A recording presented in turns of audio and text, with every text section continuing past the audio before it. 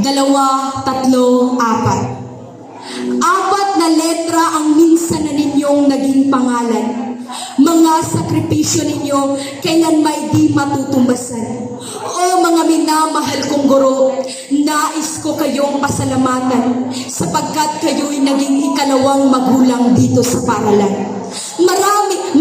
Maraming tao ang nagmamaliit sa inyong propesyon sapagkat kayo'y guro lamang. Oo, kayo'y mga guro lamang, ngunit napakalaki ng inyong papel sa lipunan. Kung hindi dahil sa inyo, walang mga mag-aaral ang makakapagtapos sa kanilang pag-aaral. Kayo ang nagsisilbing tulay upang aming makamtan ang aming inaasam. Maraming mga panahon na kayo'y napagod na dahil mayroon din kayong mga problemang dala.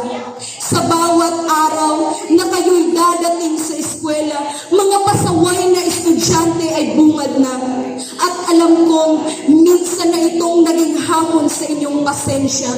Ngunit nananatili pa rin kayo, hindi lang para sa sahod o sweldo, ngunit dahil sa pagmamahal na nasa inyong mga puso. Mga minamahal kong guro, inyo sanang tandaan na hindi lamang kayo isang guro, ngunit kayo ang nagbigay ng ilaw at pag-asa sa madilim naming mga buhay. Maraming mga panahon na nais na naming sumuko dahil sa iba't ibang hamon ng aming buhay. Ngunit kayo'y nariyan upang kami tulungan na maging matatag at malakas. Tinuruan niyo kami at binigyan ng kaalaman, hindi lamang sa akademiko, ngunit sa totoong larangan ng aming buhay.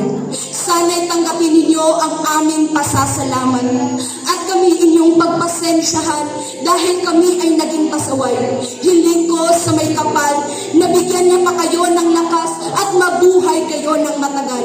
Nang sa gayon, makita ninyo kaming makapagtapos ng pag-aaral dahil alam ko na yan ang nagbibigay sa iyo ng totoong kaligayahan. Maraming salamat po. Happy Teacher's Day!